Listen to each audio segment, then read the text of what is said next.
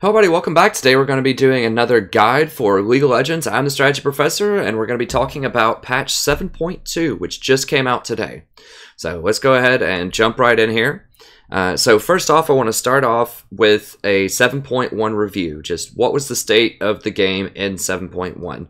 So the jungle was too strong. There are too many ganks bottom lane. There's too many rewards. And so I was really hoping that with 7.2 they would slow down the jungle somehow or empower lanes a little bit to make AD carries a little bit better. So that also feeds into number 2, is that AD carries in general were quite weak in 7.1, and I think that was a very large consensus. And that's why a lot of people in a lot of the professional scenes are playing utility AD carries. So that means that they're not planning on doing a lot of damage, they're just planning on either poking people with something like Varus or having some kind of ultimate that crowd controls people with someone like Ashe or Varus also. And then Jhin can start fights with his ultimate. So they were just picking things, just accepting the fact that ADCs were not going to be that strong in general. And they were picking ADCs with really powerful ultimates that could initiate fights. In solo queue, however, that requires a lot of coordination to use things like Ashe and Varus correctly, and it requires a lot of skill to be able to hit those crucial ultimates. And so in solo queue, we just saw this turn into Vayne and Twitch being the best because they were two of the only AD carries that could actually scale off of just 1 or 2 items and really take over a game just based on their unique mechanics. So I was hoping that would change and open up the viability of a bunch of different AD carries, and we'll talk about whether or not that did in the patch. I think it did a little bit more. So that was kind of that was the biggest thing in 7.1 is the dogpile bottom, because the rewards were too high. As I talked about in my metagame video, ADCs couldn't fight back and the junglers were too strong. That was the biggest, very glaring imbalance. Another thing that was contributing to that was Courage of the Colossus was making champions that should not be super tanky into super tanks. So things like Vi and things like Hecarim could just get away with in the early game, rushing Trinity Force, doing a ton of damage, and still being quite tanky because of Courage of the Colossus. So that was also a problem. And AP supports were extremely dominant bot because you had to have some way to fight back against this dogpile bottom because AD carries couldn't do anything. And so AP supports were kind of one of the only answers to that. And the early game is just so important because of towers and dragons that establishing early game dominance made AP supports pretty much the only option for top end play. I mean, Zyra, Malzahar, and to a lesser extent Karma have just been the dominant champions over the last couple of months in League of Legends, and that really hasn't changed in 7.1. I'm trying to think. I think virtually every game Zyra in the pro scene is played or banned. Malzahar is played or banned. MF is played or banned because she's an answer to both of them to some extent. So, and I think in solo queue, I've had the most success with Zyra by far from other champions for a variety of reasons. So AP support's probably a bit too dominant. So the best champions at each role for 7.1, I think, were Poppy, Maokai, Nautilus. They all abuse Courage of the Colossus. They're all very tanky. They can abuse the fact that ADCs aren't really that powerful, so they were super dominant in the top lane. In the jungle, we had Hecarim, Vi, and Kha'Zix. So Hecarim and Vi, because Courage of the Colossus is really strong, lets them have ultra powerful level 6s, where they can all in, be quite strong, and just do a ton of damage. And then you had, against weak opponents in the bottom lane, right? So because the AD carries can't really fight back. And then you had Kha'Zix, who is just strong just because, even though his itemization is garbage in 7.1, he just does so much damage. And has a really good clear speed and really good fighting in the jungle. One thing that helped Kha'Zix rise to popularity, both in the pro scene and in solo queue, was the major nerf of Lee Sin, who was one of his very early counterparts that could fight him early in the jungle. And Elise, for some reason, hasn't really shown up a lot, and Nidalee was kind of nerfed out of contention quite a while ago. Excuse me. In the AP scene. So there really weren't that many early game junglers, particularly in the pro scene, that could apply the kind of pressure that you want to apply in the early game. Kha'Zix is one of them, because his isolation damage, if you can catch people alone in the jungle, is extreme. So Kha'Zix was really good, despite the fact that his itemization was bad, just because a bunch of the other things that fought him, particularly in the pro scene, were nerfed so hard. All right, mid lane. Katarina, I think, was the most dominant mid laner. She was so strong in 7.1. You know, even with really good players like Faker in the pro scene, and then obviously she's dominating everywhere solo queue. Even if she fell off early a little bit, fell behind, which she usually does in lane, she could completely dominate a game. Her damage was just off the charts powerful. LeBlanc, another really high offender, massive power. They did take away some of her all-in spike damage, but she still does really good sustained damage in fights, and you're not getting away from her with her chains and all of her jumps. So just too mobile, too much damage, big problem. And Ziggs, I don't see him enough in the mid lane. They don't play him a lot in the pro scene, but I think he's still extremely dominant in this meta, particularly in solo queue. He has great push, great tower offense, great tower defense, excellent scaling. You know, champions like Katarina and LeBlanc kind of held him back a little bit because they could definitely fight and kill him in lane. But I still think he's a dominant player in the mid lane. Bottom lane was Ziggs, Vayne, and Twitch. Ziggs, once again, mega powerful, awesome in the AP carry. He was kind of the solution to the bot lane being terrible early on because he's really good with just one item or Elanomicon. Even if he doesn't have items, his abilities still deal quite a lot of damage. You know, if you get jumped on as Ziggs in a team fight and you're going to die, just spam your minefield and your ultimate, and you're still probably going to take off 50% of the health of everyone in the fight. So, very, very powerful bottom lane. Vayne, just because, and Twitch, just because if they get into the mid game and they get their Infinity Edge, they can be unstoppable for various reasons. Vayne, because she can crit with her roll, which leads to massive crits. And then Twitch, because he can show up and really exploit the fact that people are out of position a lot and don't buy pink wards in solo queue. For the supports, I think Zyra was number one. I came into this realization after I made my last Passionates video. She's just super lane dominant, can really make up for a lot of mistakes that your allies make throughout the game. Excellent team fights, excellent poke, excellent one-on-one all-in. Relatively safe. I mean, not that safe, but because she can ward with her plants, that makes it a lot easier for her to walk around and ward than someone like Malzahar. I mean, he can check bushes with his minions, but it's obviously not quite the same as checking it with Zyra's plants. The plants have a much larger range.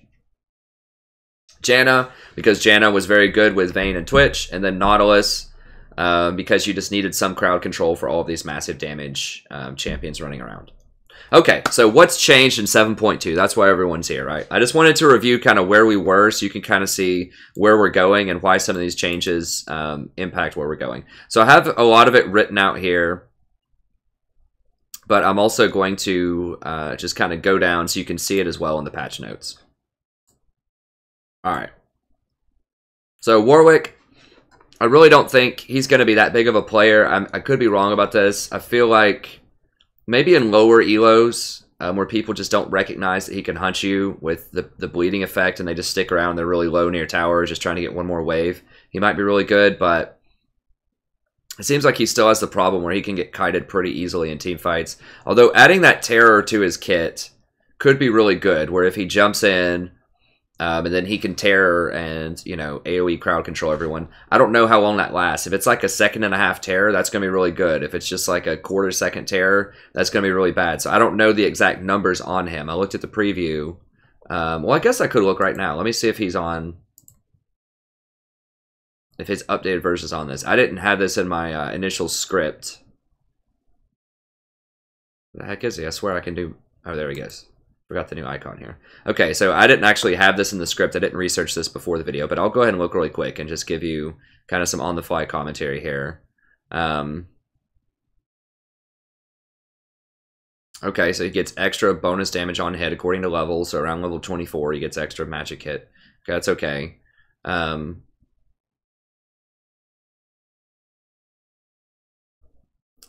so it gets a lot of healing. That could be good against a bunch of APs. So if you have like an AP mid and then like a Ziggs and a Zyra bottom or something, which I think could be the most dominant lane in 7.2 still. I think it was the most dominant lane in 7.1. Because that lets you get Spirit Visage. And Spirit Visage obviously is really good with the amount of self-healing that he's going to get. So that could be a good selection. Let's see, dashes the enemy target and bites them, applying on-hit effects. So, I mean, they still want him to build things like potentially Rage Blade or Wit's End or something like that. Now, what? I don't know the range on this. It says dashes to the enemy and bites them. I mean, is this just like really close range, or does he actually dash? It doesn't say. If it's just super close range, I mean, it's okay. Lock his teeth in the target and use them to swing around to their far side. Okay, so you can jump, you can displace yourself and get around to their other side. That sounds interesting. Okay, and it does percentage health, so he could be really good potentially at breaking tanks like Poppy or Maokai. The problem is they do percentage health also, so if he builds tanky, they might be able to outdo him, especially with Poppy. Blood Hunt. Okay, so he gets attack speed against things that are below.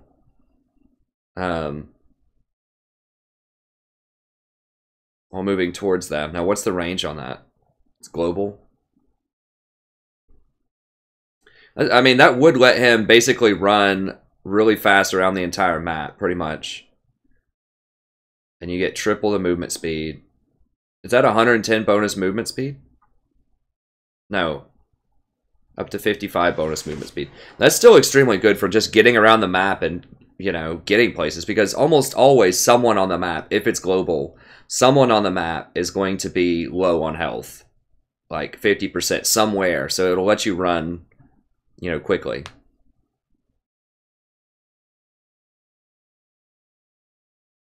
Okay, and then you can instantly blood hunt the nearest enemy champion. Within 5,000 is what that looks like. Okay, so that's, I mean, that's basically most of the map. Warwick is not blood hunting. Blood hunt cannot be activated while in combat with. Okay, so you can't use it to run them down if you're in combat. Cools if they're high health. Cools down twice as fast if he's not blood hunting. Interesting. So I would have to see it play out, but that's a lot of mobility. The attack speed is nice if you can stick on people.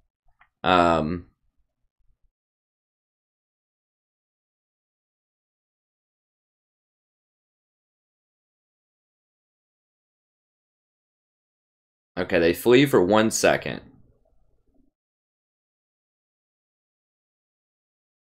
Landing Infinite Duress, so his ultimate, will automatically reactivate Primal Howl, but the target will not flee. Okay, so you can get 2.5 seconds of 55% damage reduction. That's pretty dang good. It's a kind of long cooldown. It's not really, though. At level 11, if you have 40% CDR, you know, you could get that down to 5 or 6 seconds with a 2.5 second uptime. You know, that's 50% uptime just about on having 55% damage reduction. That could actually be really, really strong in a lot of instances. I mean, you stack that with armor and magic resist, he could be virtually unkillable. And if he's able to run people down a lot with the blood hunt. Oh, wow, that's a massive long cooldown. I just noticed that. 60 seconds for the blood hunt.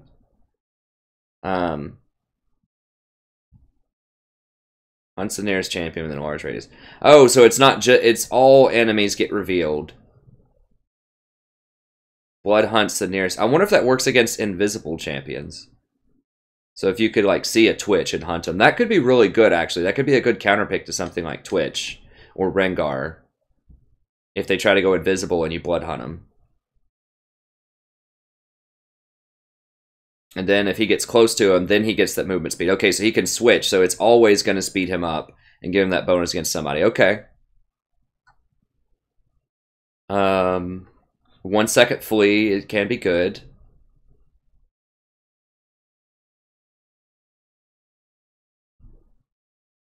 Okay, so it doesn't stack. So if you activate it and then infinite duress him, then you're kind of wasting it. Okay, so this is, you know, this is his signature ability. Leaps in the target direction, suppressing the first enemy champion it collides with for 1.5 seconds. Okay. So it's a high range, but you actually have to hit it. It's a skill shot now. So that's interesting. Magic damage per hit. How many hits does he get? Applying on hit 3 times while healing himself for the damage dealt. Okay, so that's a pretty good It's a pretty good on hit.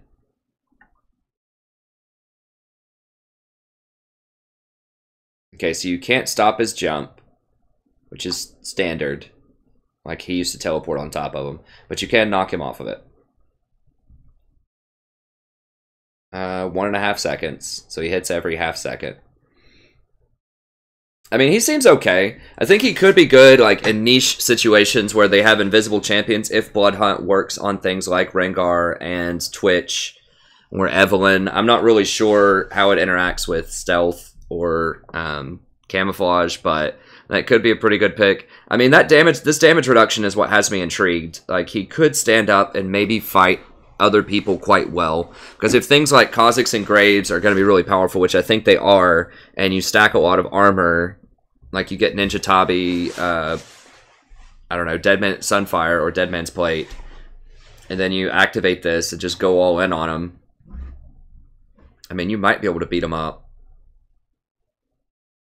So they give you 2.5 second reduction, and then if you infinite duress him, that'll give you another 2.5 second reduction. So that's, you know, 5 seconds uptime, and then it's probably up again by the time that happens. This is intriguing. This is the most intriguing part of his kit, is this Primal Howl.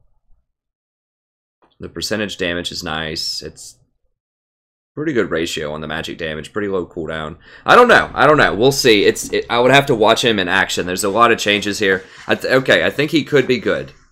More so than I thought. I'm not sure if he will be picked over Graves and Kha'Zix, but he could be good. And I'm not really sure. Like, a lot of Warwick hinges on the itemization, like whether or not things like Wit's End or any kind of on-hit items, like maybe Ginsu's Rageblade, if they're good on him. Let me see. Let me see those items really quick, because it's been a while since I've even looked at them.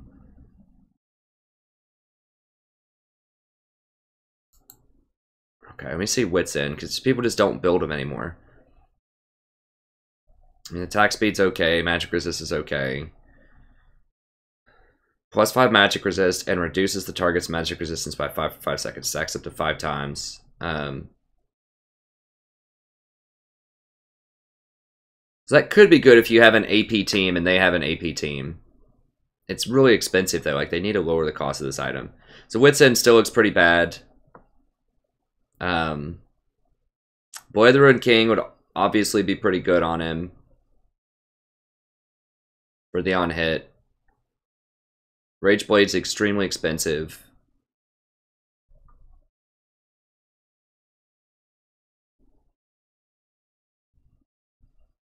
Every other attack will trigger on-hit effects an additional time. I don't know. I just feel like on-hit builds are pretty bad right now, other than Blade. I mean, maybe you could go Blade of the Ruined King and then just like full tank on him or something. And he might be decent. I mean, the slow is obviously really good with his kit also. And the damage reduction will mean that your healing is much more impactful. So if you have like Blade of the Ruined King, Spirit Visage against magic users, that could be a whole lot of healing with his kit. I don't know. I'll have to see. So jury's out. Sorry, I can't give you a better answer on that, but he's better than I thought he was. So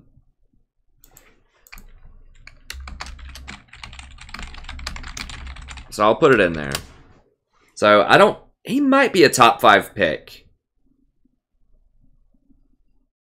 It'll be interesting to see what people do with him and just how much extra that move speed helps. So it's the move speed and the damage reduction that are the two really huge things. Because the damage reduction is going to help him so much, because then he can rush Blade of the Ruined King, and maybe even go something like Warrior in the jungle.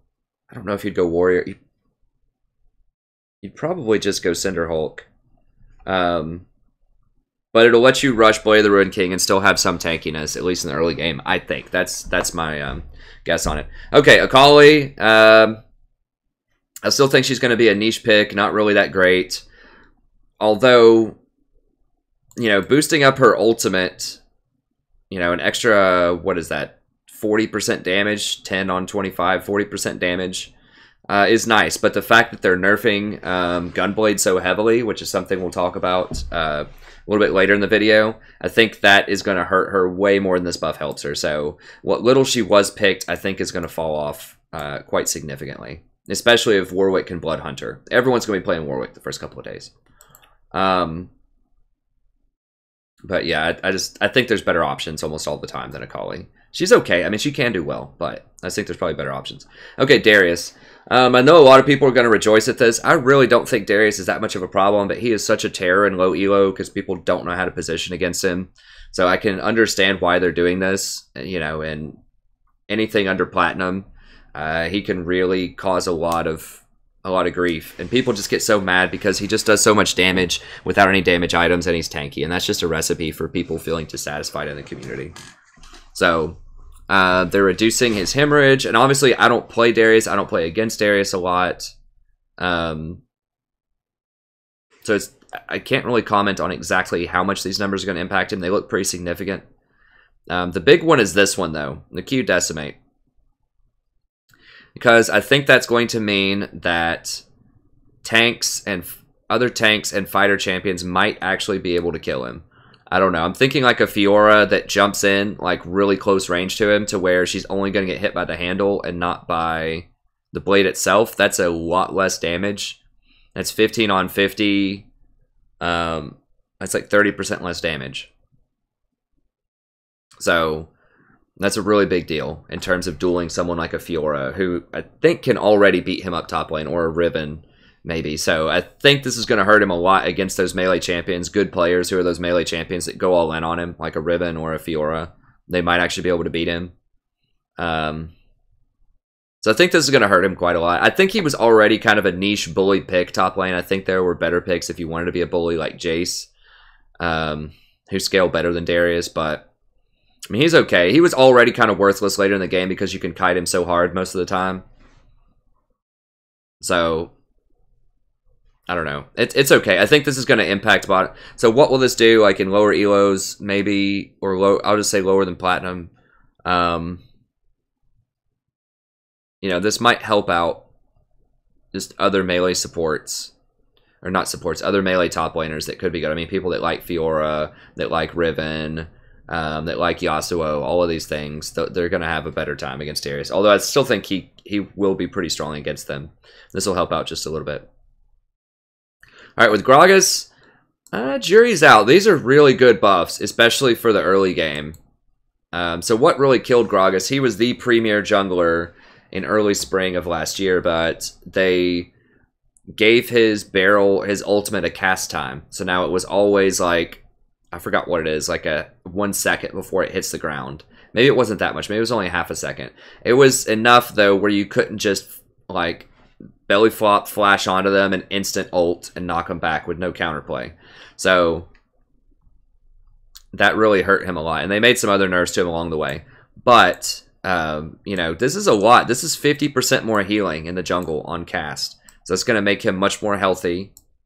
And this extra armor is going to help him with his clear as well.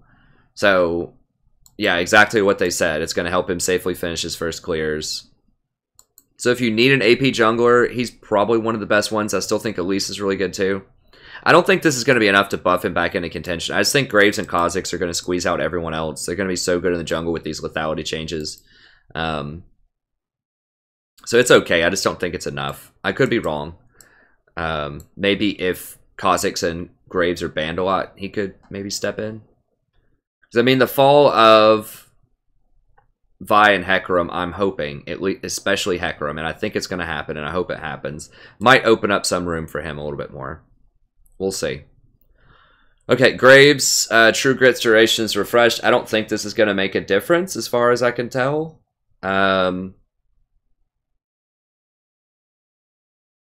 So, like, his spells against non-minions, so against champions, refresh his True Grit, or his True Grit.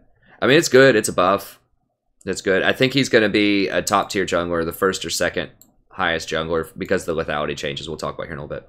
Okay, Katarina.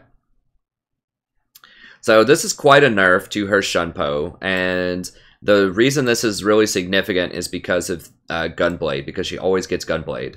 And so that gives attack damage, so now it's going to give a lot less damage over time. I mean, 15 on 65 is, I don't know the exact number. It's like 17% or something, maybe.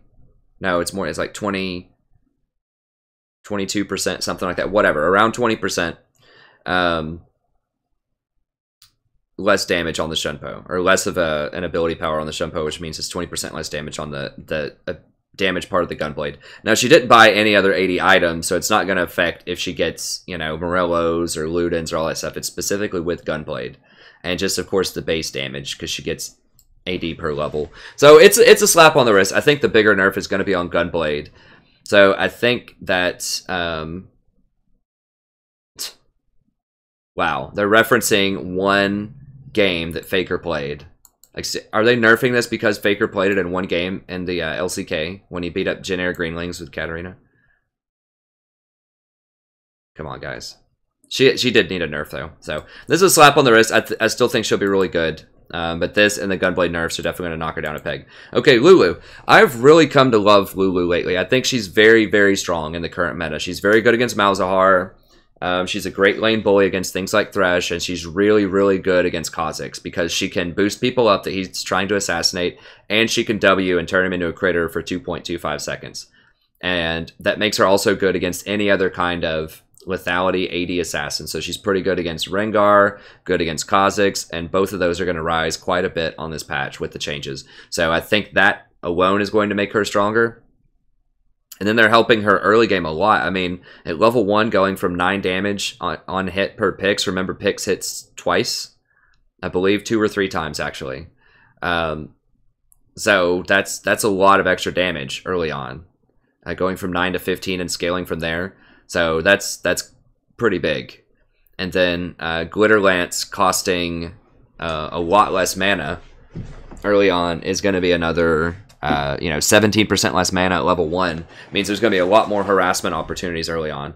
So Lulu's good. Lulu's really good. I think the nerf to Redemption is also going to help Lulu a lot. I know that sounds strange because she's someone who would get Redemption, but you have to remember that her ultimate doesn't benefit from Redemption.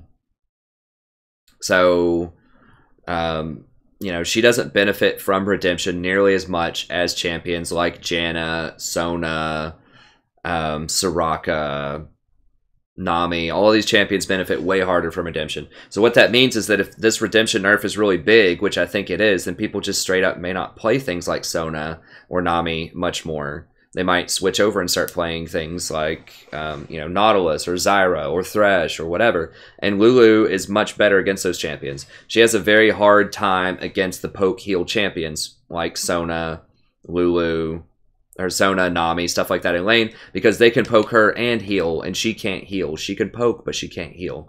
So she had a really hard time against Sona and Nami in particular in lane, and if people play them less because the Redemption has been nerfed and that indirectly buffs Lulu.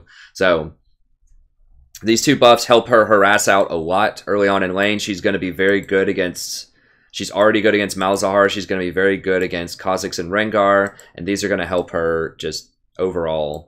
And the Ardent Censer buffs are also very, very good on her because you can give people extra attack damage with your W as well. So the W will stack with, or not attack damage, attack speed. W will stack with the Ardent Censer attack speed, and that'll give even more on-hit capabilities, especially to people that get Hurricane. So I think there's a lot of sort of shifts around that are going on in the meta that make Lulu a lot stronger. I'm going to talk about that in my tier list that I release probably over the next couple of days.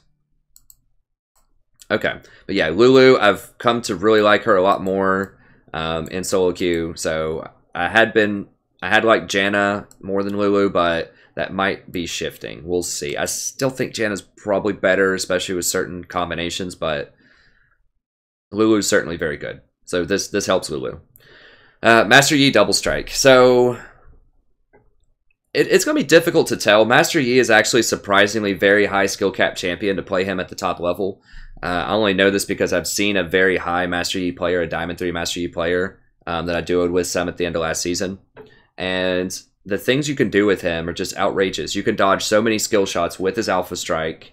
You can use the Meditate to tank tower shots. There are a lot of really sneaky things you could do with Master Yi to make him really strong. So I think really good...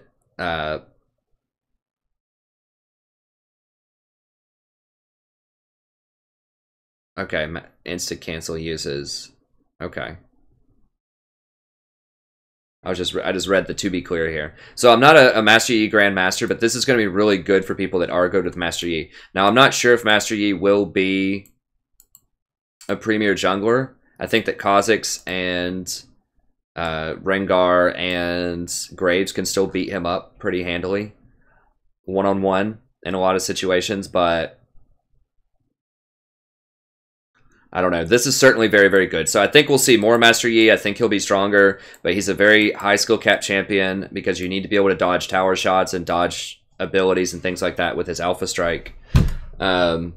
So I think good Master Yi players will benefit, but I think overall he still won't be as impactful in the jungle as other picks. But he could be, you know, a top 10 jungler. I could see him getting better. Okay, Nidalee. This might affect pro play. It's difficult to say right away. I mean, this is going to keep her a lot safer early on. They did nerf Lee Sin. So I could see situations where Kha'Zix and Graves get banned out in pro play, and she gets picked up as like a third or fourth string jungler. Especially on people like Peanut, who are really good with her.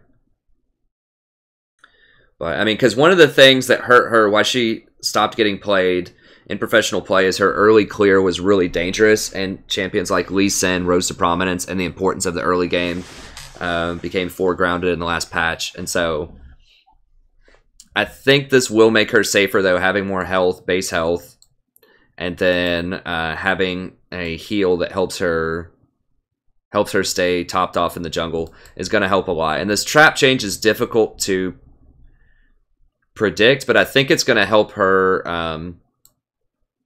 it's going to help her invades a lot more. Because now you can put traps wide out in the open and popular walking paths, and people won't see them. And then as soon as they walk on them, then you can pounce and kill them. So I think that could be quite powerful. Because a lot of pro players, you know, if Nidalee's been in your jungle, just don't walk in the bushes a lot of times, or she might counter jungle you, or she might counter gank you, or whatever. So I think this will be good. I think this is a pretty significant buff, and we'll see how that pans out. So you might see her more in pro play. I still don't like her in solo queue that much. She's just, you really have to know how to invade and get an advantage early on with Nidalee, or you fall really far behind later on. She's an extremely high skill cap champion. So I don't expect this will make a big splash in solo queue, but for all those Nidalee specialists out there, or for pro players, this might actually bring her back into contention a little bit, especially, you know, with Vi and Hecarim falling down a little bit, and with Lee getting knocked out of the meta last patch. Okay, Yasuo. I know a lot of people are going to love this. Honestly, don't think Yasuo is much of a problem. I see him lose just as much as he wins a lot of the time. But I think it's good for the health of the game to nerf him out. I think he attracts particularly toxic people to play him. Now, it's not always true, and those people will just play something else like Riven now, but I don't know. I know some people did think that he was really oppressive in solo queue, particularly with this sweeping blade damage. So, I mean, it's going to be a huge hit to him. It's a lot of damage. I mean, that's a third off of his damage at level 5. Now, I'm not a Yasuo main or anything, but I think this is going to be a big deal. And I think that champions like Camille, Jace, Riven, all of these champions are going to have a much easier time beating him up. And I think he already was starting to have a hard time against champions like Maokai and Poppy top lane, as far as I understand. So, yeah, he's not in a good place after this. Okay, so let's move on from that to Lethality now. So that's just kind of what I thought about a bunch of different champions. And then I have a lot of that written down here as well. I'm just making sure I didn't miss anything I wrote down. Yeah, it's pretty much what I said. Okay, so stats and itemization. So this lethality change is going to be a big deal. This is the biggest deal of the patch. And I've heard some people saying, oh, it's okay, it's a minor buff. It is a massive, massive buff to the early game. That's 50% more damage in the early levels. Now, obviously, that scales back to not be as much of a percentage. But early on, that's 50% damage. Going from 40 to 60% on these items is massive. Now, that's not as good as it was you know, before they introduced lethality. So it's not as good as it was, certainly, as flat armor penetration used to be. But now I don't know what the numbers changed from on flat penetration though either. So these items that have like 20 lethality, I don't know if they used to have 15 armor pen or what. I haven't compared all those numbers, but overall 50% more damage early on. This is huge. Big deal. It's going to help champions like Lucian, Misfortune. If she builds lethality, she can build crit also. And most importantly, like Kha'Zix and probably Graves, if Graves starts itemizing lethality now. But especially Kha'Zix and Rengar really benefited very heavily from this. And I think Jhin is also going to be another massive beneficiary of this item. So this is really going to help out those assassin, bully, high burst, early game champions in the game. So it's desperately needed to have some kind of counterplay to a lot of the junglers. So now Jhin is going to be back on the top of the roost, I think, after these changes. He was okay. I mean, Jin's a very high skill cap champion, but he has great combinations with a lot of supports in lane, and he does really high burst damage. So I think this is certainly going to put him back on the top of the roost, perhaps even in professional play. So we'll see, but this is a big deal. That's a lot of extra damage early on. It makes things, because people get things like Ghostblade, and it's just such a trash item. Like in 7.1, it's just so bad, because lethality is such a terrible stat. It doesn't give attack speed anymore. It just speeds people up. So you really have to be able to leverage that active where you can run really fast. And that's about it. So now this actually makes that item a little bit less trash. It feels a lot less bad getting that item rather than getting like a BF Sword Zeal early on. So I think this is going to help. And this is also going to impact, and I'll talk about this in my my tier list video that I release, like I said, over the next couple of days. But I think this is going to pressure Twitch and Vayne a lot more in the early game, so they're not going to get as much of a free pass anymore, because Jhin will actually be able to start beating them up, you know, once he starts getting some of this early penetration.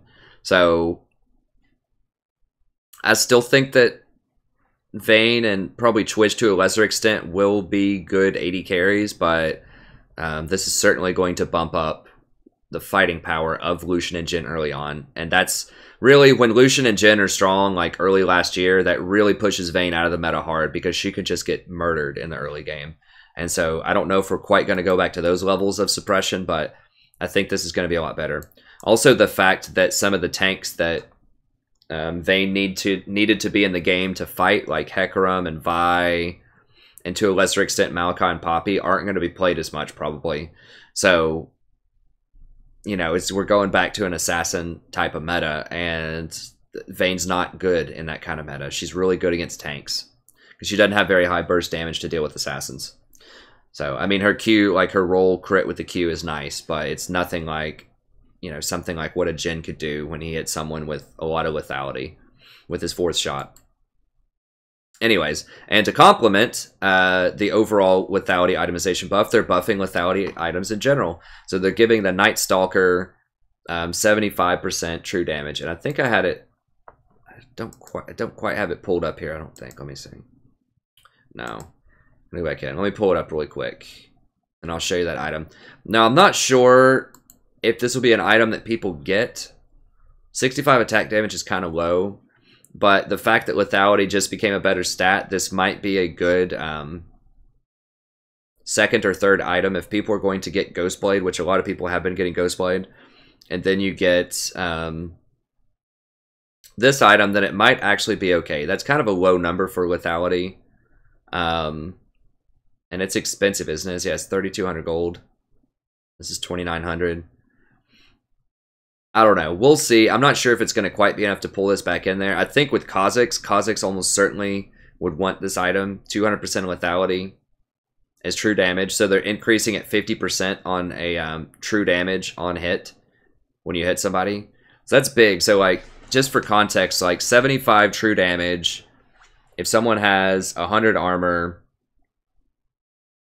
you know, that's basically the equivalent of like 150 damage. Like what 150 damage would do. So it's a lot. So it's basically like double damage. So if you see true damage, just think of it, and against tanks it gets even better, but just think of it kind of like just very loosely like double damage. So if you see like 75 true damage and you're like, well, that's not that much, that's about the equivalent of saying 150 extra damage on a hit, which is a lot.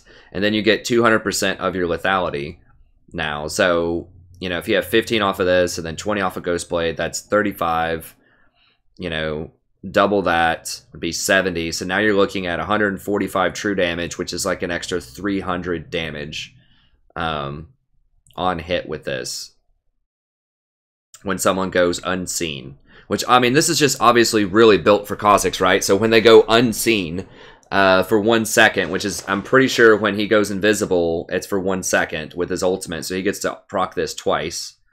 It doesn't have an internal cooldown. It's just whenever you go unseen for a second. So, you know, this is obviously just built for people like Rengar and Kha'Zix. But I think it could still be good on someone like Jhin, right? So you could use this to poke in lane if you got this as your first item. Or Ivern's out of the meta, but this would be really nice with like Ivern bushes as well, if you're like sieging a tower or something. But, because I think the lethality...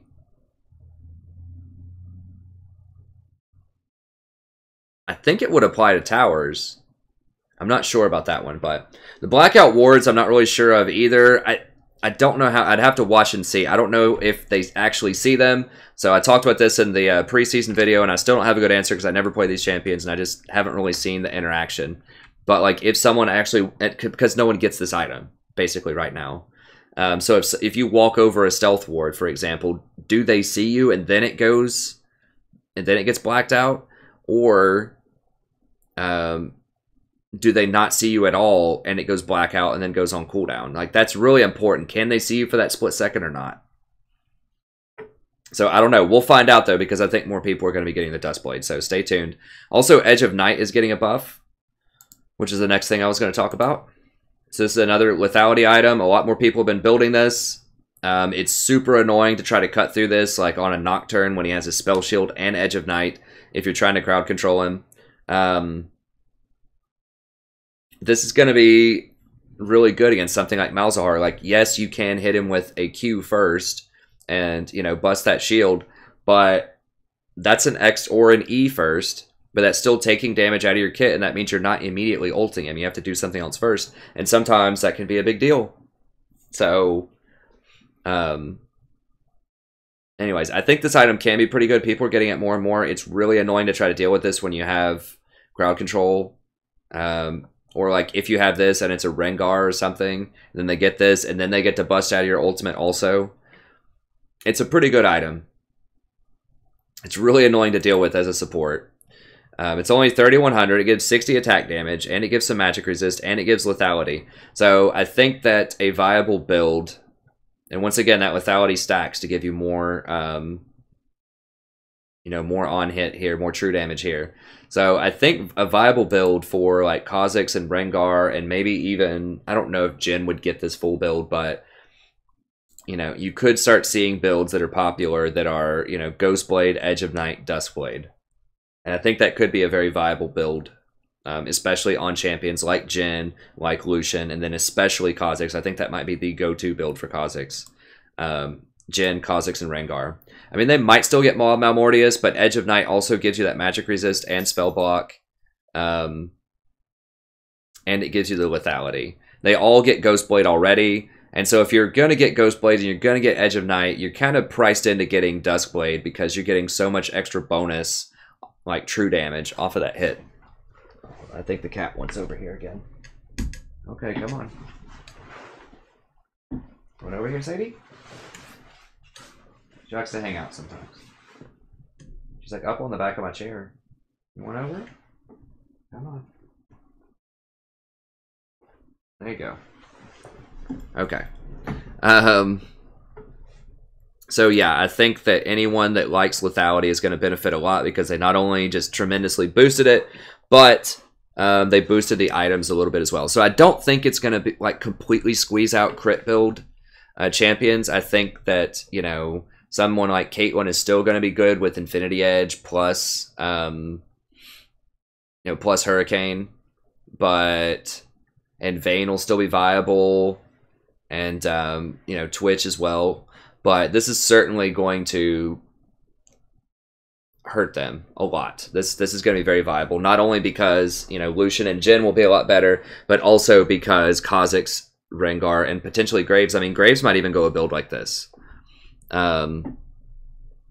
Will be a lot better. So stay tuned for that. I think that's the story of the patch, is the lethality plus the buff to these items is going to shake up the metagame quite a bit. AD carries are going to make a comeback. They're going to be strong. Particularly, my guess is Jhin and Lucian will become a lot stronger. Especially they've been nerfing, or they've been buffing Lucian slowly quite a bit over the next few patches, and I think he's finally becoming back to a viable place.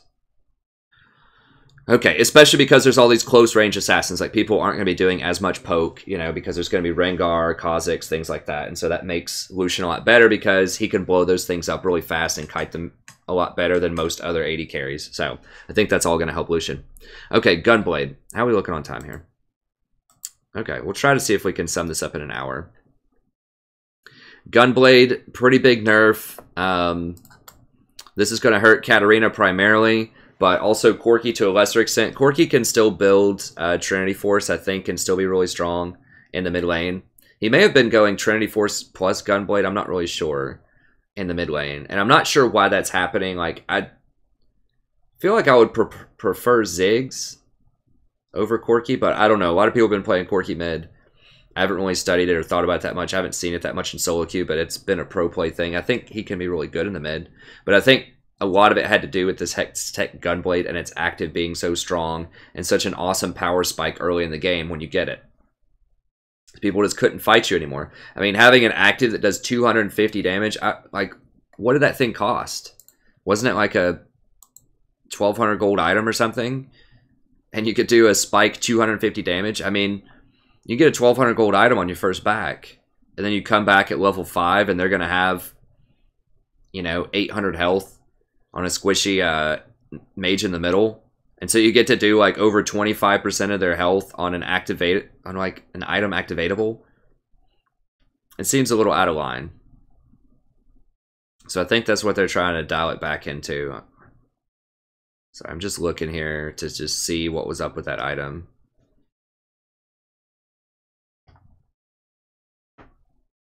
What even builds into that thing? Isn't it like it's an amp tome for sure? Let me go back up here. Yeah, there we go. Hextech Revolver. Okay, so it was only 1,000 gold. And I think... Did they not nerf the smaller one? Okay, I was thinking the smaller one did that much. Okay. Alright, well that's a lot more reasonable. So the smaller one only does 40 to 125 based on level. And then this is the one. Okay, so it's 3,400. So it's a pretty expensive item, so you wouldn't get it until 12 minutes. And doing 250 damage 12 minutes. I don't know. It was kind of abusive. The thing is, the item's just so good anyways. Like, with its cost analysis, I'm pretty sure. Yeah, that's really high for a damage item to be that far up. 121. A lot of damage items are around 100%. And that doesn't include its passive or its activatable. And the Lifesteal and Spell Vamp are dramatically underpriced in the cost efficiency. So it needed to be dialed back a little bit. Excuse me. So, you know, that's mostly going to affect Katarina and Corki, like I said. So they're going to fall a little bit out of the meta, but I still think they'll be pretty good as far as I can tell. Katarina still has she had so much excess damage in her kit. She just overkilled people so much that I think this should be fine. But it will help other champions rise a little bit to the top. I think Ziggs, for example, maybe he got squeezed out by Katarina too much. I predicted that in my 7.1 video. I said Ziggs would be really good, but Katarina might be too strong for him. This will help out with that. Okay, Redemption. So for everyone on my channel, this is probably the biggest one that people want to talk about, is the Redemption nerf and how much that's going to affect different things. So it's a very significant nerf. So losing 25% of the base health is going to make you much, much squishier when you get that item. To be fair, Redemption should have been nerfed. You know, I think everyone agrees with that. It's just way, way too powerful. When it was released, everyone's like... I mean, I talked about this in my itemization video that I released probably about a month ago. Stats and itemization. Be sure to check that out. It's great if you want to know how resistances work, just like the relative cost efficiency of various items. Obviously, that's going to change over time when items change, such as redemption here. But there's a lot of good, just classic information in there to know about why certain items are strong on certain patches according to how resistances work and things like that. But, I mean, it was 475% gold efficient, according to kind of my rough napkin calculations. And that's just insane. I mean, Locket of the Iron Solari is already extremely good, and that was only like 300% efficient. So they needed to dial it back. But the question is, how much do they dial it back? So I did some comparison here. Obviously, you lose 25% of your health, which is a big deal. That's roughly, it's like 300 gold worth of efficiency. But the heals, especially if you rush this item, it's a very big deal. So old Redemption used to give you a 290 heal at level 8, which is, you know, roughly when you could get this item a lot of times if you rushed it. So if you just got your Sightstone, your boots, and then you just rush Redemption, depending on how the game's going and all that kind of stuff, you know, level 8 is kind of what I use for the benchmark. And then level 14 is kind of end game where you get to with a lot of supports. I mean, you can get higher levels. It depends on how fast games close out. But in general, I find the vast majority of my games end when I'm around level 14. So this is a pretty good kind of end game sort of guesstimation here. And that's about the same, actually. So you only, it's 5% less at the end of the game, which is still something. I mean, if you hit 3 people with it, that's 15% less healing overall. But the early game is a big, big deal. So what this means is I don't think that you can still get it, and you will still probably want to rush this first as Janna or Sona, but you're losing a lot of your power that you had off of it. So it still is really nice. It's just not nearly as nice as it was. So I still think it's a must rush on things that benefit from all of the stats, like Lulu, like Janna, and all of these things. But on champions like Thresh, who don't benefit from the plus healing, or other tanks like Nautilus, there might be better options out there. Primarily Locket, I think, is going to be better, because Locket didn't get touched. And I talked about this in my itemization video, I already thought that Locket can be better in a lot of situations because you can't mess Locket up. People can't run out of the Locket circle. You just press it and it shields them instantly. And it has much better defensive stats. So especially on tanks like Thresh and Nautilus, I thought that Locket overall could be better, but Redemption, because it had that long range, meant that you could meddle in fights halfway across the map. And so for that reason, I think you kind of had to get Redemption over Locket a lot of times. Usually you'd get them both. It's just a question of which one you would get first. And so I think Locket might be the go-to here. Maybe even on AP supports like Janna, depending on how your mana regen is going. I don't know, Forbidden Idol is just so good, and the cooldown reduction. You might still have to rush Redemption on things like Janna. But on other things like Nautilus and Thresh, I think you should almost certainly go, because you don't need the mana regen as much, you don't need the plus healing as much, and you do need health and defensive stats a lot more. So I think that on tank champions, you'll rush Locket first now. And then if you want to get Redemption next, you do Ruby Sightstone and then Redemption. You might also be able to do Knight's Vow, which we'll talk about here in a second, and Equinox. So I think overall the winner here is AP supports. So Zyra, the overall winner here, as well as Malzahar and some other mystery long range AP support that I haven't discovered yet or haven't practiced enough. It could be Vel'Koz, it could be Lux, it could be Ziggs. Like, there are a lot of things, but there has to be something that can counter Zyra and Malzahar that's a long range poke champion with extreme burst. And so I think Vel'Koz is the best candidate that I've seen to try to solve that equation. I mean, MF is really good too, but she's not nearly as good without a coordinated team, and she does physical damage instead of magic damage. Which it's important to do magic damage on this patch because almost everyone's going to be playing Graves, Rengar, or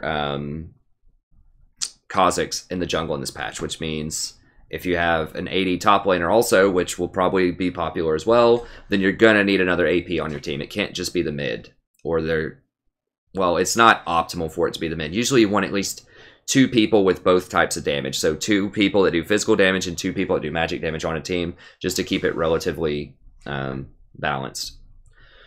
So, one of the big things, one of the big strikes against AP supports like Zyra was they couldn't build Redemption. And Redemption was one of the most overpowered items in the whole game. And so now that Redemption is not nearly as valuable as it used to be, that really helps out AP supports because now they're not losing as much opportunity cost by not getting Redemption. So,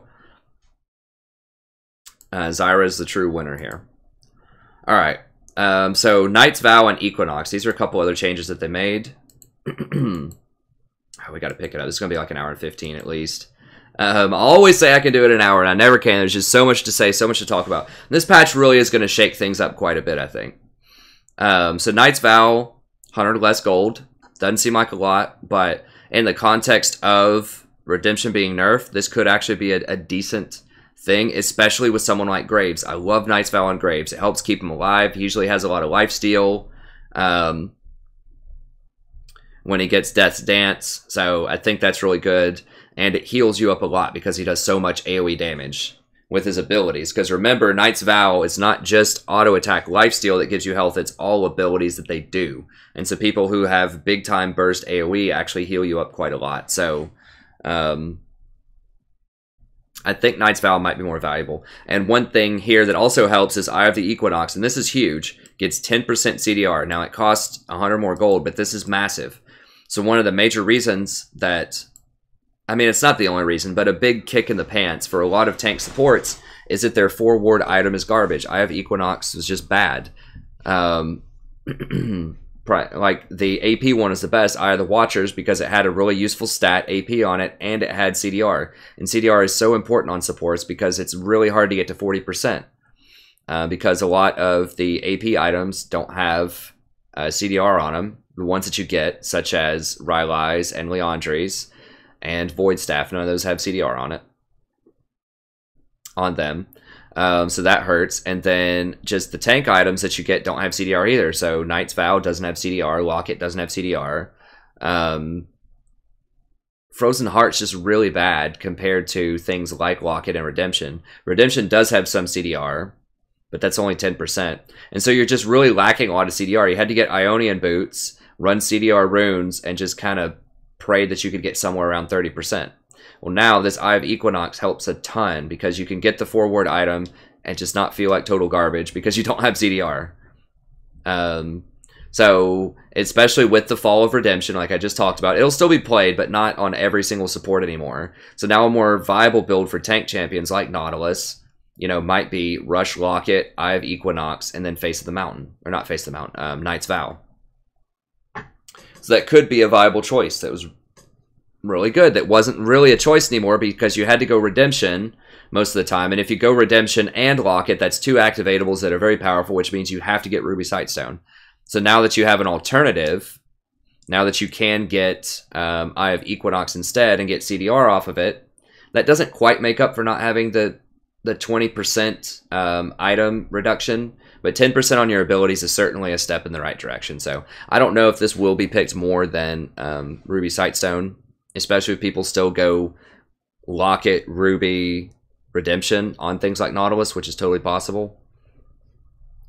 But if you have an assassin that's going off, like a Kha'Zix or a Graves, or what I consider Graves basically to be an assassin, then you might be able to go for the Knight's Vow build, which means you could go Eye of Equinox. So I think this will shake it up. I think it'll help tank supports a lot. It'll open up their build paths quite a bit, but I don't know if it's going to be enough to overcome the power of the AP supports. We'll see. Nautilus is kind of a special case. He's extremely tanky, first of all. He has a ton of CC, so he's excellent against assassins, and he can engage long range on champions like Zyra and help people blow him up and survive their all-in because he's so tanky. So he's actually pretty decent into Zyra and other AP support. So we'll see. I think Nautilus definitely rises in stock, though, with the rise of champions like Kha'Zix, Graves, and the itemization of Redemption falling down. I'll talk about that more in my tier list video, since I release that in a couple days. Okay. So, Ardent Censer plus Chalice. I think Ardent Censer this is a pretty big buff for Ardent Censer. So now it scales over time to where they get up to 35% attack speed. And it's important to note that this is on the target's level, not your level. So as a support, you're almost always going to be under level. But your AP carry, not your AP carry, your AD carry, or your jungle, or your top lane, or whoever you decide to heal or shield, you know, they're going to be a higher level than you. So it scales with their level, not yours. So it's pretty good. Once again, it's a scaling item, though. So it's not clear whether or not you would want to rush this. I could see a build, you know, maybe with some AP supports, you know, like Lulu, not AP, but could get Eye of the Watcher supports. We'll put it that way. Utility supports that could get Eye of the Watchers, like Lulu or like Janna, who want that extra CDR, and you don't get the CDR off of Ruby Sightstone. You know, I could see people going builds like Locket into Eye of the Watchers into Ardent Censer and just skipping Redemption altogether.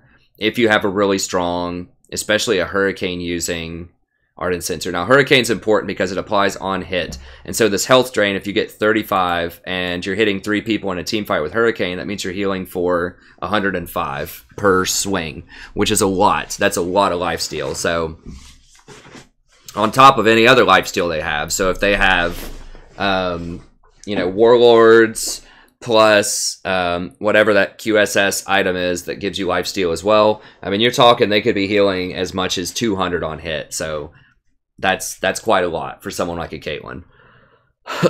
So I think this could be a lot better. I'm not sure if you would get it over Redemption. Maybe if you're really far ahead and you want to close out a game, it might be worth it. I think it'll be particularly good on Lulu because the attack speed buff, you know, synergizes very well with her W, which gives them even more attack speed, and more attack speed means you're going to be draining more health on hit. So I think that it could be better. It could potentially be a replacement for Redemption. If you want that, if you want to rush Locket, and if you want the CDR from getting Eye of the Watchers, then this could be a substitute for Redemption if you don't get Ruby Sightstone. So I don't know. We'll see. My instinct is it's not going to be as good. I would probably still rather go Locket into Ruby Sightstone into Redemption. But this is on the table. Okay, Chalice of Harmony, not going to matter. Extra 5 resist. It's not going to determine whether or not you buy this item. So it's okay. In general, I think Mikhail's is pretty bad right now. The plus 20% healing is nice, but it's a really short range on the activatable. And yeah, there isn't a lot of... I mean, if Ashe comes back into play and people start playing her a lot because they're playing her in the LCS and you need to get Mikhail's early, this is nice. But the 5 magic resist is not going to determine whether or not you get this item. You get Mikhail's if they have a hard CC champion and your AD carry doesn't get QSS and you need some way to cleanse that Ashe arrow, that's an option there. Okay. All right, let me go ahead and see if we can accelerate here. Man, I really wish I got like a drink of water or something. I forgot to get something to drink here. So I'm starting to fade a little bit. Actually, give me I know this is kind of weird in the middle of the guide, but just give me like 30 seconds really quick. You can fast forward if you want, but I just really need a drink or I'm about to like pass out from dehydration. So I'll be back in just 30 seconds here.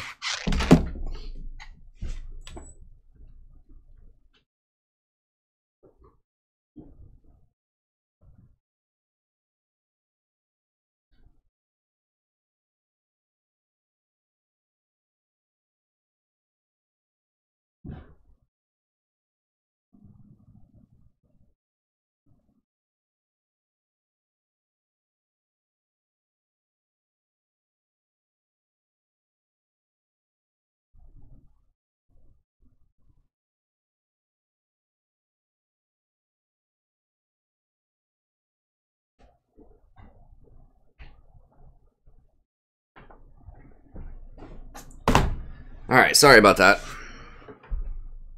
I don't go through and edit these either, just so that I can produce them a lot faster and get back to, you know, doing things that I need to do in real life, like grading essays or working on my dissertation, or just making more content for League, so making more guides, doing other games like Total War Warhammer. There's just all sorts of stuff that I always need to be doing. So that's why I don't edit the videos that much. They're just kind of pure footage just because there's so much other stuff, and I'd rather just make more content rather than polish up some stuff.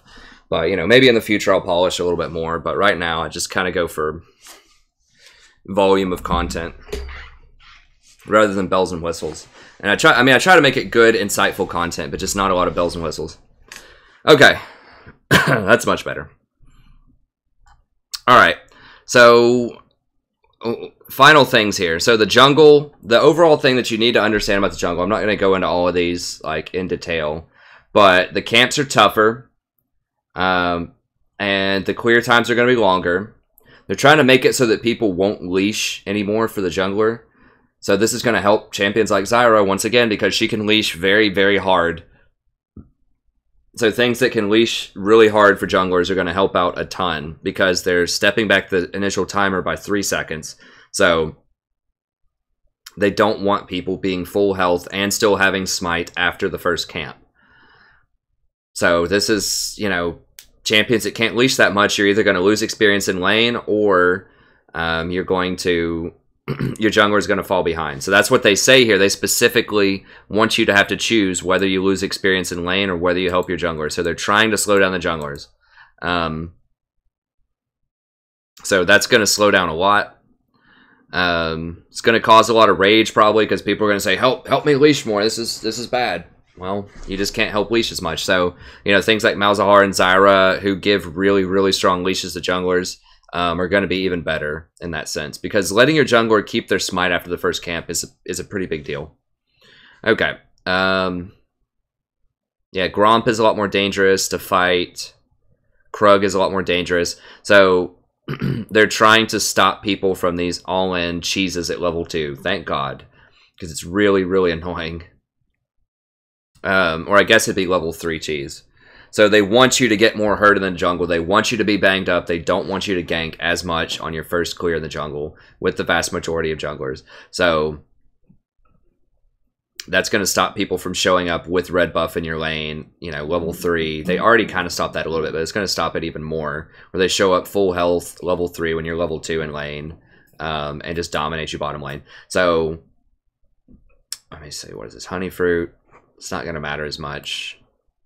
A little bit less. Okay, so it's later, so I'm not quite sure. Like I said, I'm not a jungle specialist. This might stop people from doing dragons earlier because they can't heal up off of the honey fruit as easily. Is that what it's saying? Or ganks occur...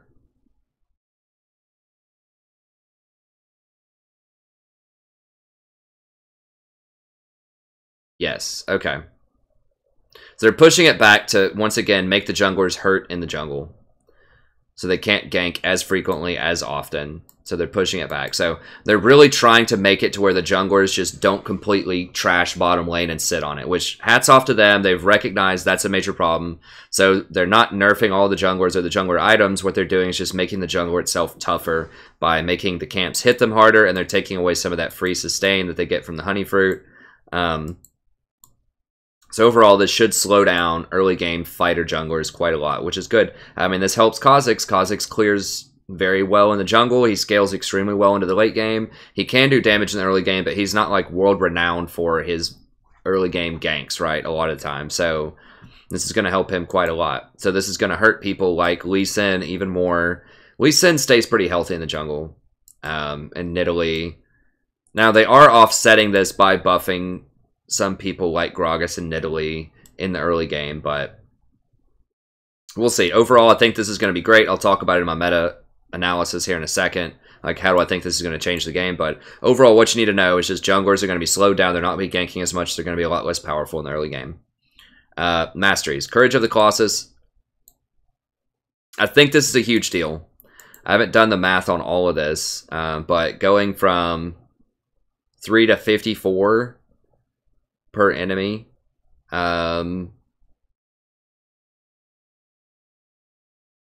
Seems really bad.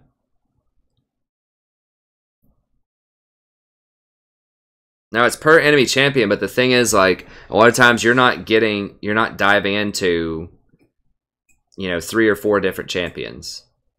This is going to hurt the dueling power of a lot of these type of champions. So like Maokai and Poppy top lane, Vi, if she just tries to single one person out. So I think this is going to hurt a lot of champions. This plus Ghost is going to smack Hecarim pretty hard. Hopefully it just like punches him in the face. I really want that champion to be out of the meta. I hate that champion so much. He's just so overpowered right now. I'm tired of seeing him. So Courage of the Colossus and Ghost are both taking some pretty major hits here.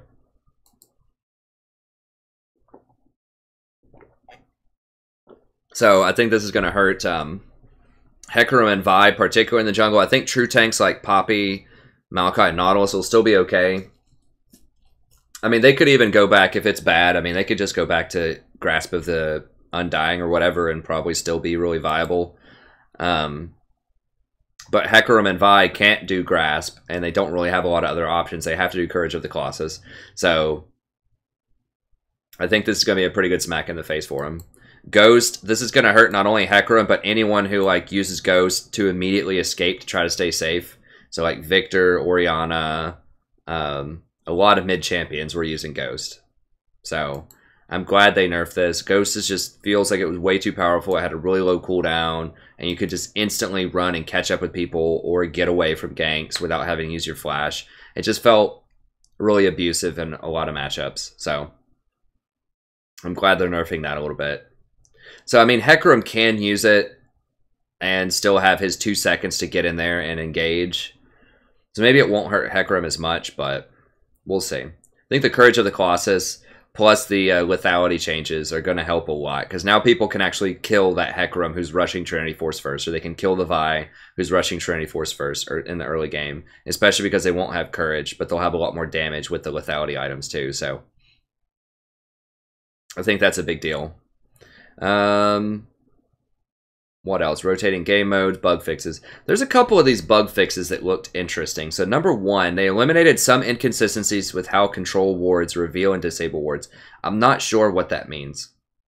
So does that mean that wards are immediately blacked out right now and you can't see them? Because if you put the control ward on somebody, the green ward still sees for a second or two and then it gets blacked out. Or are they increasing the range so that they can actually see wards in the river bushes? I don't know. I don't know what this means, but this could be interesting or big. Now, these two could actually be kind of a big deal with Lucian. These help Lucian out. Nice quality of life buffs. So Light Slinger now correctly fires a second shot if it kills a champion on the first attack. So if you kill one champion with your first shot, it should shoot the second person. So that can be really good for getting multi-kills in team fights. I mean, that can be a pretty big deal. Ardent Blaze no longer fails to hit enemies in Brush or Fog of War. Okay, so you can actually use this to scout again. I guess it was bugged, so that's really big, because now if Lucian's going to go ward the Tribush or something, he can W to scout it. So yeah, I think that's a pretty big quality of life buff. In addition to all this other stuff, I think Lucian's going to be in a pretty good place after this, finally. Yeah,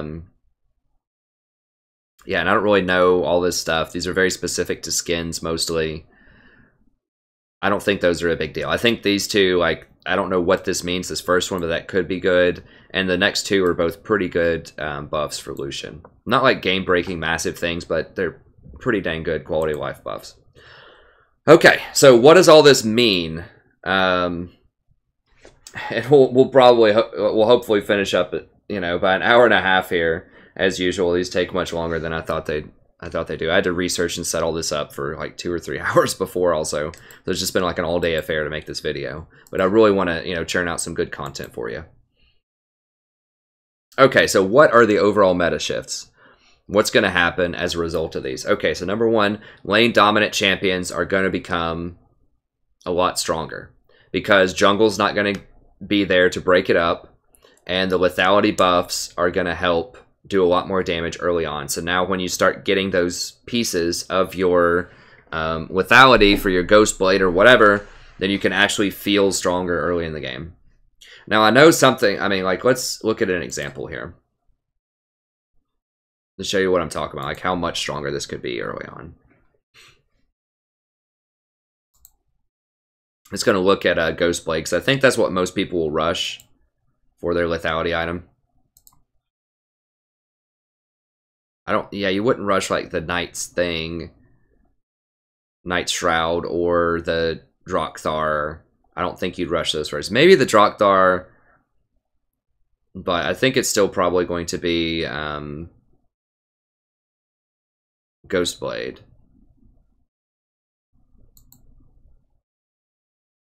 There we go. Yomu's Ghostblade, 3100. I don't even know what this item... Okay, so this is what people get. They get this hammer, this. Okay, serrated dirt. That's what I'm thinking of. Alright, so... 1100, it costs 1100. Alright, so 10 lethality. So instead of only getting 4 armor penetration out of this, you get 6 armor penetration out of this. So it's 50% more armor penetration. And that means you're doing 2% more damage, because remember, each armor that you penetrate is 1% more damage. So it's basically 2% more damage, not only on your auto attacks, but on all of your abilities. And that's really strong early on with a lot of your abilities. And then once you complete it, of course, you turn into the full Ghostblade kind of in the mid-game, or in the early game as your first item. Then all of a sudden you get 20 lethality. So, you know, instead of used to get 8, I think you get 12. And that is 4% more damage overall. So, I mean, it doesn't seem like a lot, but it's, trust me, it's going to be pretty significant early on, I think. So, I think overall the biggest beneficiary is probably going to be Jhin. I think Lucian will also gain a lot out of this. And I think that Ziggs will still be really good overall. Just because he gets early game pressure, people aren't going to gank him as much. He's really good at poking champions like Zyra, like Malzahar. He could potentially get bullied out by Jhin and Lucian.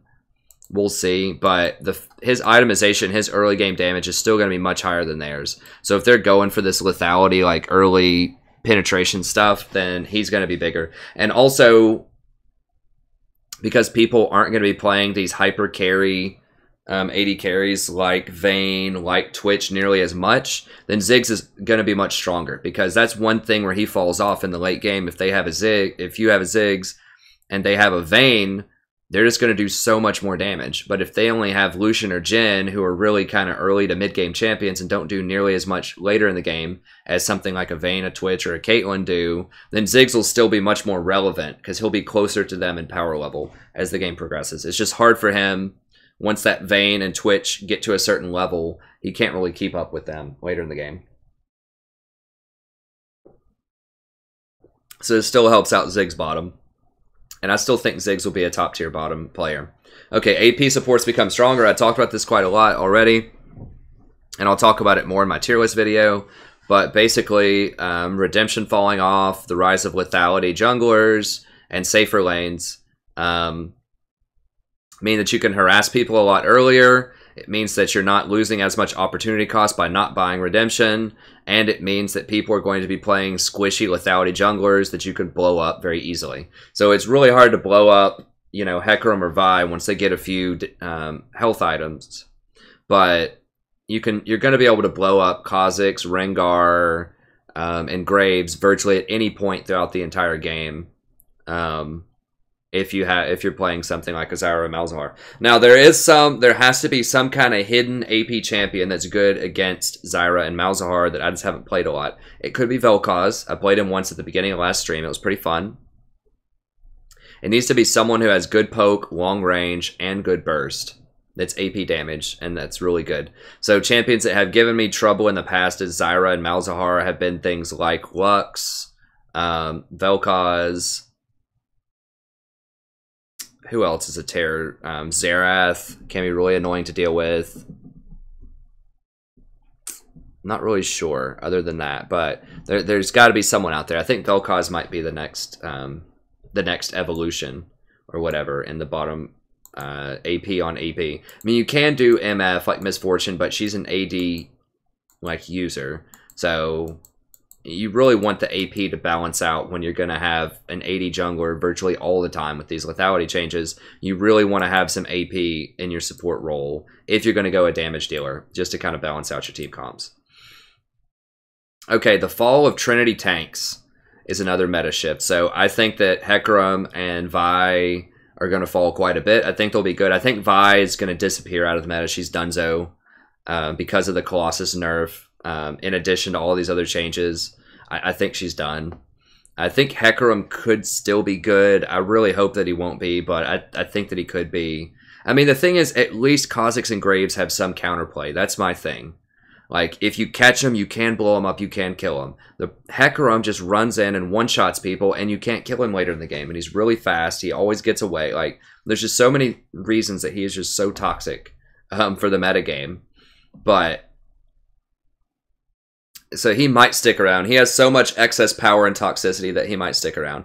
But these lethality junglers might be able to murder him while he's getting his Trinity Force in the mid game.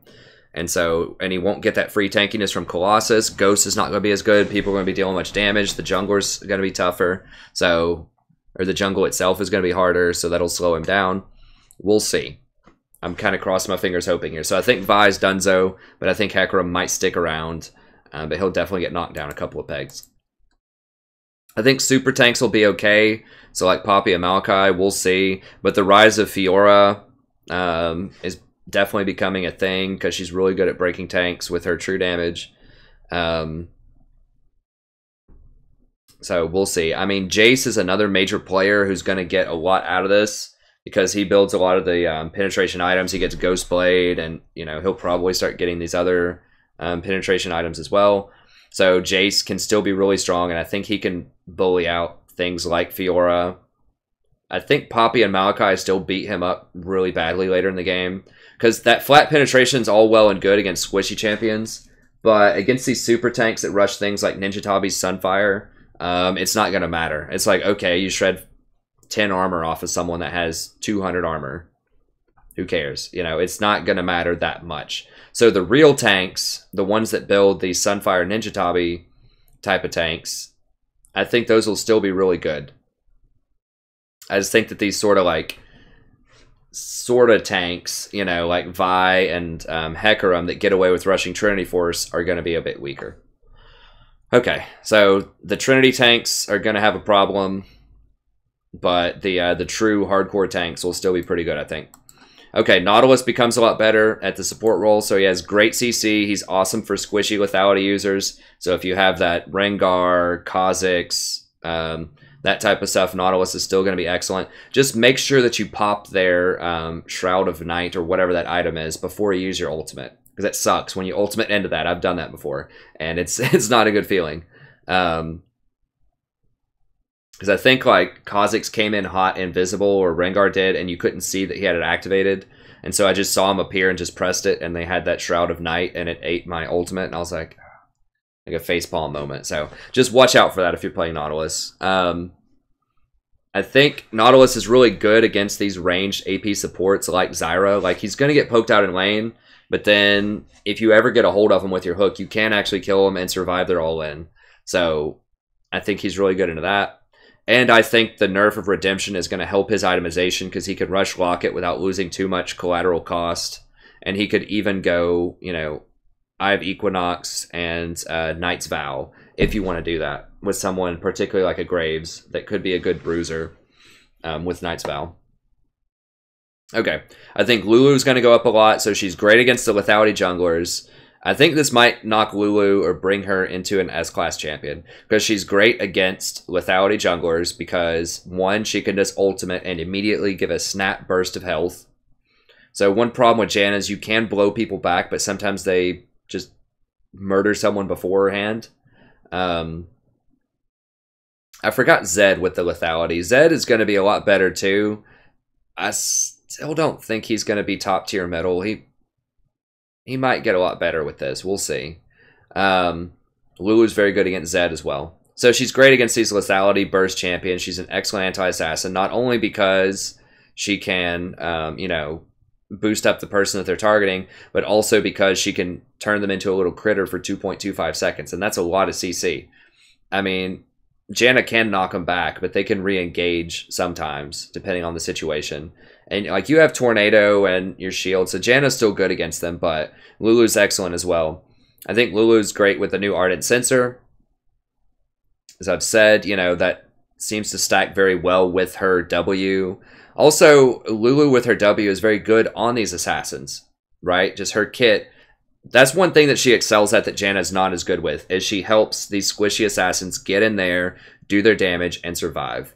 So, for example, if Rengar's going in for the kill, you pop a shield on him, you boost him up with your W. As soon as he jumps on him, you press your ult, boost him up. So that CCs him for an extra second, lets him get one more rotation of his spells in, and just kills him. So Lulu's very, very good with these assassins.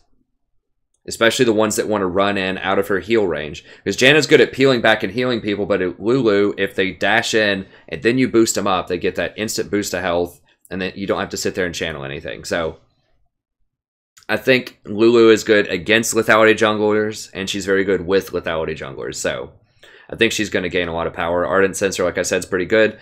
And the Redemption nerf is actually good for her in the overall metagame, because it hurts Sona, Nami, and Soraka and Janna even more. Because Lulu's ultimate doesn't scale with Redemption to begin with, because it just gives you health. It doesn't heal. So it doesn't scale with the plus healing that Redemption gives.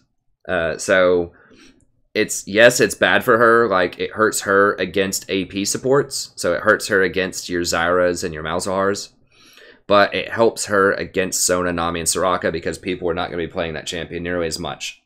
Those champions nearly as much after these Redemption nerfs, I think. So that's good, because those are really good against her in lane, because she can't really trade back damage. Like against Sona, you know, she can harass you and heal herself and her ally, whereas Lulu, if you try to harass, you can't really heal yourself or your ally. So Lulu's good at harassing things like Thresh or, you know, just other champions that don't have a heal, but she's really bad into things like Sona, Nami, Soraka, and all that. Okay, so what are my estimated picks? This is going to be a preview of what I'm going to do in my my tier list video that I'm releasing tomorrow. So we got this in about an hour 30, and my hair just is starting to look ridiculous since I ran downstairs. But, okay, so major predictions here, and if you want to know more about this, just stay tuned for that other video. I'm going to go into great detail. I'll do a lot about the supports. I'll do a massive support list like I did last patch. But I'm also going to talk about other roles, because people keep requesting that, you know, I do tier lists and sort of analysis of other roles as well. So I'm going to expand my analysis a little bit. But the TLDR version here is top lane. I think Camille, Fiora, and Maokai are going to be the top laners. Jace could show up there. I think Maokai beats up on Jace really hard. Like, in anything that's going to stack armor is going to... I think Poppy is also still really going to be good top lane. I just think that Camille and Fiora are really good against Poppy. They're very good against tanks in general. Camille will probably be banned a lot. So she's still the top dog. Nothing hurts her here, I don't think. Obviously, she didn't get any direct nerfs, but I don't think any of these item nerfs or anything else is going to affect her that much. If anything, it'll probably help her because she gets some more alone time top lane without getting camped by the jungler. I think she can beat up... I think she already had a good matchup against Yasuo. She'll just crush him now. I think she can beat up Master Yi anyways. Yeah, I don't think these are going to really affect her that much. She doesn't build Gunblade or anything like that, obviously. So yeah, I think Camille's still going to be the top one. I think Fiora is going to be really good. I think she's good at breaking the mega tanks. And, you know, one thing you have to keep in mind that the Courage of the Colossus nerf is going to hurt Maokai and Poppy in the top lane. Now, how much remains to be seen. They can go back to Grasp of the Undying, but it's certainly going to hurt. There's no way around it. It's going to hurt them top lane. And Poppy just got a nerf before that. These champions are already very good against tanks. So that's why I didn't put Poppy up here. I think she still will be good, but I just think that Maokai is going to be better at this point, because he can switch back over to Grasp and be okay. But I still think Maokai is probably going to have a hard time against these. If these two get pretty popular, I think that Jace might be able to beat him up early, but I think he's still going to get outscaled pretty hard by these champions later in the game. especially if they build armor. So if Camille goes, you know, Trinity Force into, you know, Ninja Tabi plus Sunfire or something, I think it's going to be a really hard time. Okay, so jungle, I think Kha'Zix, Graves, Rengar. So I think Vi and Hecarim are going to get squeezed out of the jungle after the changes to the jungle itself, the changes to Courage of the Colossus in particular, and the rise of Lethality. I think they're done so. I think these three are going to be the most powerful junglers, and I don't think it's going to be particularly close. They just deal so much damage. They're all pretty good in a tough jungle. They scale very, very well into the late game with their damage. You know, they don't use Courage of the Colossus, obviously. They're really good with those lethality items. So yeah, I think those three are just going to be top of the line by a mile. I don't even know who would be close. I mean, maybe if it was like a really good Elise player early on, she could go in and bully him out. I don't know. I mean, Hecarim might still be viable in the early and mid game, but I think these guys would just murder him while he's trying to build his Triforce, you know, until like 20 minutes, unless he gets super fed early on. I think these guys are going to murder him, but I don't know. We'll see. All right, mid lane. I think Ziggs, LeBlanc, and Victor. So the Katarina will still be really good, but the fact that she's fallen out of the meta a little bit after these changes, I think that'll hurt her quite a lot. Then that might open up room for Ziggs. Also, because Corki's going to be hurt by the Gunblade nerf, I think that might open up Ziggs as kind of the premier poke champion. We'll see. I already think Ziggs is really good. He's just not played as much as some of these other champions in the middle. And so hurting some of these assassins and getting a little bit more alone time so the jungler doesn't gank you as much really opens up Ziggs to be able to pressure the lane a lot more and push without the fear of getting killed as much. So I think Ziggs will still be top tier. I think LeBlanc is going to be super good. You know, Gunblade obviously doesn't hurt her, and things like Katarina and Corki were holding LeBlanc down in the middle lane, so I think she's just going to be out of control right now. Super powerful, and I think Victor is going to be really good. I mean, losing Ghost on Victor does hurt, but I think the nerf to LeBlanc and the nerf to Ryze last patch, Ryze also uses Ghost, I believe. So yeah, I think Victor just does very well in a lot of games that I see him in. And so if you need a premier poke champion, for some reason you don't want to play Ziggs, you want someone that has, I don't know, Ziggs has a lot of burst also. But you just want a different kind of poke champion, I think Victor's good. Especially in a world where Katarina and Corki are nerfed. Okay, AD carry. I think Jhin is going to be a major beneficiary of all these changes, especially the lethality changes. I still think that Ziggs is going to be top tier bottom lane if people play him. Especially if everyone's playing AD junglers, having that extra AP user is going to be really nice. And Lucian, I think, he's gotten a series of buffs. And I think that the changes to allow him to oppress the lane a little bit more with the jungler not camping at 24/7, combined with the lethality items actually not being complete garbage, being decent, will help him out. And it also let him bully out Vayne and Twitch a little bit more in the early game. So I think Lucian might actually be a top tier thing here. So I think that Vayne and Twitch, we'll see. They could still be super good. It's just like all of these junglers can blow them up so easily. Like if Kha'Zix, Graves, or Rengar get anywhere close to Twitch in particular, he's gone. Vayne can kind of roll away and maybe play around him, but it's going to be really hard for them. Whereas Lucian can dodge around. He's very mobile, and he can burst and maybe blow them up in a duel. So we'll see. Jhin can still get picked off by these champions really easily also, but he can bully out, and he still has all that utility of stacking together crowd control and initiating fights with his ultimate. So he just has a lot of great utility, and now he's going to have a lot more early game bully potential like he used to have. So I still think he'll be really good. And then finally, in the support role, I think Zyra is still going to be the top of the heap. AP supports get a lot better with Redemption nerf and a lot of the other stuff that I've mentioned so far. She has really, really good synergy with Jhin in particular, because if you land a root, then he lands a W and just holds them in your plants and shoots them once. They're pretty much done. So yeah, she has really good synergy, and she has good synergy with Lucian. Like, anyone that has good early game burst that can follow up and kill somebody when she roots them is just really good. So she's still going to be the top of the pick. I think Nautilus is going to be really good for the reasons I described earlier, and I'll talk about more in my tier list video. He has some decent game against things like Zyra in the early game, and he's pretty good against these really squishy junglers that you might be able to kill if you actually lock them down. So we'll see. And the itemization changes from Redemption and Eye of Equinox and Knight's Vow, I think, will help him out. And Lulu, very good against lethality junglers, very good with lethality junglers, getting some buffs to her early game harass with the changes to picks and Q. So I think Lulu is going to be quite good as well. Now, a lot of people, you know, might think Malzahar's up here, and maybe he should be. He is very good with these burst junglers. I'll talk about it in my patch notes video, but he's fallen a lot in my eyes, especially in lower elos, because it requires a lot of coordination from your team to be very effective, and if they don't follow up, then you lose quite a lot. He also has a really bad matchup against Zyra, and he can get picked off and murdered by these champions pretty easily. I mean, Rengar, actually, if Rengar gets really popular again in particular, his ultimate, he just absolutely wrecks Malzahar because his ultimate breaks him out of the Malzahar ultimate. And these are all 80 champions, so they could very easily get a Quicksilver Sash and be perfectly fine with it. So,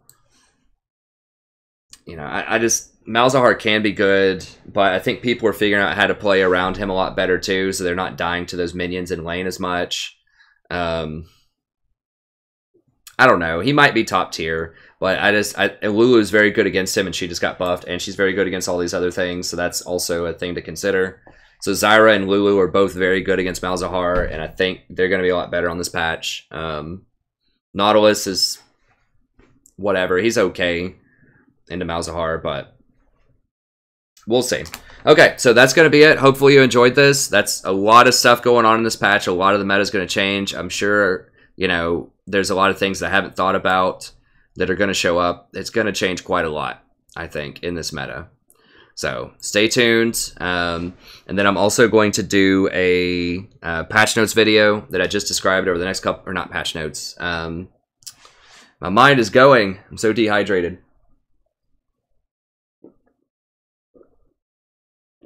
A tier list video is what I meant to say. Is what we're going to be doing next time in a day or two, probably. And I'll go into much more detail about which supports I think are going to be strong, why they're going to be strong. I'll put the Masteries in there, the runes, build paths in terms of itemization, good matchups, bad matchups, all that kind of stuff. I'll put it in there again for the top 10. And I'll talk about all the others. Some stuff has shifted. I think Zyra is definitely S-class. Some have fallen down. I think Malzahar has fallen off the top of the roost. But I think there are quite a few shifts that'll be very interesting to you know, to examine in that next video. So be sure to stay tuned for that. And as always, thank you very much for tuning in. If you would like to join me, I live stream Monday through Friday starting at 8:30 Eastern Standard Time. We usually go till about 2 or 3 a.m. And then I'll also provide guides like this quite a lot, and I do playlists. So if you want to see, I can just click on my channel here and just show you. So if you want to see any past streams, they're all cataloged right here for you, so you can watch as much as you want. There's all the guides, and all of the guides are also going to have an accompanying Google Doc and timestamps in the description, which you can also find to this video. And then I also have playlists, so if you want to know how to play Zyra better, you can click on the Zyra playlist. Starts with the newest game, works its way to the oldest, and I show you the runes that I use right here as well. So lots and lots of good content, lots of great ways to find information about all your favorite supports. So check out the channel. It's a great time, and I'm constantly adding new content. And thank you very much. As always, I appreciate it, and I'll see you next time. Have a wonderful evening.